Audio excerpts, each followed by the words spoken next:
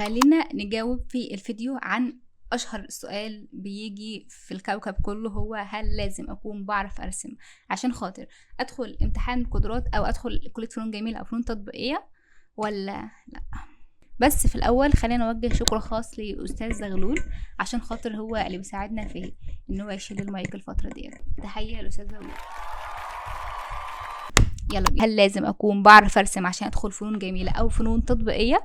الإجابة هي أو لأ. يعني لازم تكون حابب الرسم، خصوصا في فنون جميلة مش في فنون تطبيقية. فنون تطبيقية ممكن تتعلم الحاجات اللي بتيجي في الامتحان وتدخل عادي، وبقية الكلية مش معتمدة على الرسم.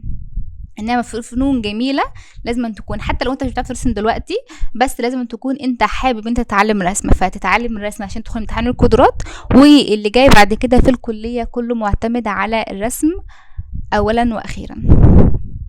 ممكن الاقسام اللي مش بتحتاج فيها رسم كتير او يعني مش قليل فيها الرسم شويه هي الديكور والعماره، انما جرافيك ونحت وتصوير محتاج فيهم تكون بتعرف ترسم اكيد اكيد اكيد في فنون جميله. اما فنون تطبيقيه مش مهم قد كده الرسم زي ما قلنا، وكتير كلهم بيقولوا كده ان فنون تطبيقيه اعتمادها اكتر مش على الرسم خالص، انت بس محتاج تكون عندك مهارات بسيطه اللي هي المهارات اللي بتدخل فيها الامتحان. اتقبل مجرد ما تتقبل في الامتحان فاللي جاي كله بيبقى ابسط، مش متعلق بالرسم كتير يعني.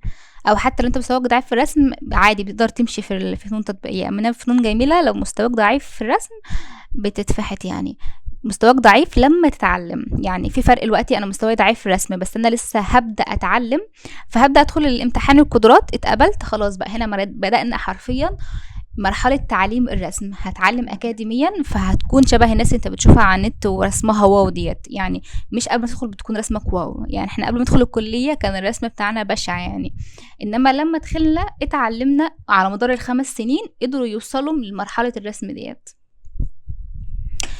ففنون جميلة محتاجة تكون بتعرف ترسم او مش بتعرف ترسم زي ما قلنا، حابب انك تتعلم الرسم، وبقية الكلية كلها معتمدة على الرسم، ما فيش مفر من الرسم في فنون جميلة. انما في فنون تطبيقية لا، في مفر من الرسم عادي بتقدر تشتغل حاجات كتير بعيدا عن الرسم يعني. واكتر الناس بتدخل فنون تطبيقية اساسا رسمها في المستوى في الرسم ما بيكونش واو قد كده، بس بتكون عارفة مبادئ بسيطة وبترسم عادي، بس مش مستواها في الرسم مش زي فنون جميلة. ده طبيعي لانهم مش معتمدين على الرسم، بالعكس معتمدين على الحاجات التقنية اكتر يعني. فده بخصوص السؤال ده. في ناس بتسأل اقدم امتى؟ اقدم هل قبل ما النتيجة تظهر او قبل او بعد ما النتيجة تظهر؟ بصوا ان البتاع هيفتح اللي تنسيق، هيفتح تنسيق التسجيل الامتحانات هيفتح في يوم 25/7 تقريبا، يوم الخميس الجاي بالظبط. ده فيديو هينزل الاربع، هيبقى يوم الخميس اللي هو بكره، وهيقفل بقى يوم 8/8. يعني انتوا لازم تسجلوا قبل 8/8. تمام. امتى واحسن وقت انك تسجلوا فيه؟ هو في النص، ولا قدام قوي ولا في الاخر قوي، او حتى لو عدتوا نص بشويه، بس ما تسجلوش في اخر يومين يعني. فاللي عليكم ان انتم تمتحنوا تذاكروا اسبوع مثلا، اسبوع ونص بالظبط كده، وتشتغلوا فيه كويس ليل نهار يعني. شغل كتير شغل كتير شغل كتير. الناس عايزه تدخل الكليه عشان تتطور بسرعه، عشان تقدر ايديها تاخد على الرسم بسرعه. وبرضو حلوا الامتحانات بتاعت يعني حطوا كده امتحانات من على جوجل بتاع السنين اللي فاتت واقرأوها، وحاولوا انتوا وانتوا بتتدربوا، حتى لو انتوا بتدربوا مثلا مع كورس بره او لوحدكم ارسموها. يعني شوفوا مثلا السؤال جايب ايه وحاولوا انتوا تطبقوه، وبعتوا بقى للناس اللي بتتابعوا معاهم او في الكورس. تاني حاجة انا كنت بقول حاجة اصلا وقطعت الكلام. مهم يعني ان انتوا قدموا بعد النتيجة قبل النتيجة. ما اعرفش بصراحة، ما اعرفش نتيجة الثانوي هتبان امتى، بس قبل ما التسجيل يقفل ب4 ايام مثلا لو النتيجة بانت، او 5 ايام لو النتيجة بانت وعايزين انتوا تقدموا. انما لو بعد كده لا، عشان ما يفوتكوش، عشان خاطر ما التسجيل ما يقفلش وفجأة النتيجة تظهر فتقولوا يا ريتني كنت سجلت امتحان القدرات، عشان ما فيش مرجع. يعني لو التسجيل قفل بيقفل قليل لما بيمدوا مدة التسجيل امتحان القدرات يعني، عشان يكونوا عايزين يخلصوا وينجزوا. وكمان الكلية مش بتقبل عدد كبير، فالأولوية بقى هنا للناس اللي شاطرة اللي تقدر فعلا تعمل اللي هم مطلوب منهم بطريقة صح جدا.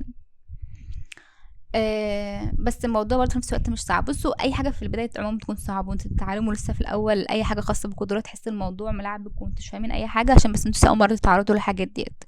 بس مجرد ما تتعلموها خلاص يعني ان شاء الله الموضوع يبقى سهل بالنسبه لكم. بخصوص بقى التنسيق كل سنه بيختلف عن السنه اللي قبلها بصراحه.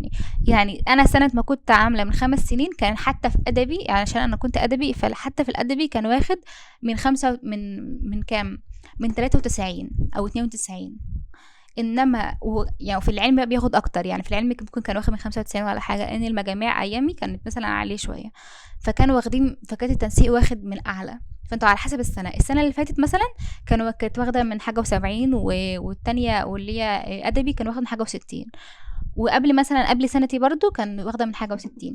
فهي بتختلف من سنه لسنه، مش كل سنه زي ما هي. في سنه ممكن تاخد من حاجه عاليه قوي، وسنه تاخد من حاجه واطيه قوي، فاقل يعني واطيه اقل يعني. بس فده بخصوص التنسيق وازاي بيتحدد، يعني مختلف كل سنه عن سنه. الناس بقى اللي بتسال بخصوص اسئله امتحان القدرات في عماره، بصراحة يعني الأحسن للناس دي إن هي تنزل كورس قدرات، عشان خاطر قليل أوي الشرح بتاعها على اليوتيوب ولوحدها. فيا جماعة انزلوا كورس قدرات، يعني اعملوا كل اللي عليكم وانزلوا كورس قدرات. وفي القدرات هم هيشرحوا لكم ازاي تاخدوا، ازاي تسجلوا، وازاي هتتدربوا، واسئله الامتحانات عامله ازاي، وهيدربوه كتير. فالاحسن ما تتعلموش لوحدكم وانزلوا كورس قدرات. اي قسم لو مفيش حاجه قريبه منكم خلاص سجلوا اونلاين، وفي ناس كتير قوي بتسجل اونلاين، في ناس كتير بتدرب اونلاين. لو مفيش مكان، لو في مكان قريب منكم من الاحسن انكم تنزلوا، بس لو مفيش عادي خدوا بقى اونلاين وتدربوا. اهم حاجه حد يكون بيتابع معاكم وفاهم اكتر في الاسئله والامتحانات، خصوصا في عماره وديكور يعني. بس الحلو بقى فنون جميله، فنون جميله بتاع المنصوره ان ديكور مش بتاخد من اول سنه، يعني بتكون من تاني سنه، زي جرافيك واعدادي، وزي جرافيك ونحت وتصوير وجرافيك. انا قلت جرافيك مره. انما في بقيه الكليات تقريبا بتاخد من اول سنه، وتبقى احسن تنسيق الثانوي في ديكور. اصلا كنت الاول بتلخبط قوي من الحوار دوت، لاني كنت مفكره ان انا كنت في المنصوره، فكنت مفكره ان كل الكليات عادي تنسيقها او حاجاتها النظام الشبيزه بتاع المنصوره، وبس طلع العكس. الصوره بتاخد من تاني سنة، او هو تخصص بعد اعدادي زي جرافيك ونحت وتصوير. انما في اي كلية تانية فنون لا، بتاخد من اول سنة، وبتبقى حسب تنسيق الثانوية العامة مش حسب تنسيق اعدادي. فالموضوع ده كنت بتلخبط في الاول، لاني ما كنتش لسه فاهمه الموضوع ماشي ازاي، وما كنتش ببحث عن الموضوع وفاهمه الكليات كلها ماشيه ازاي يعني. بس اتمنى جاوبتكم على اكتر الاسئله ممكن اتسالت في الفيديو اللي فات، عشان الفيديو اللي فات كان خاص بامتحان القدرات يعني. في ناس جاوبتها في التعليقات، وفي ناس حاليا قلت بقى ايه ندخل ونعمل فيديو عشان خاطر الاسئله دي تتكرر ما بين ناس كتير، او يعني ناس كتير بتفكر فيها. بس كده.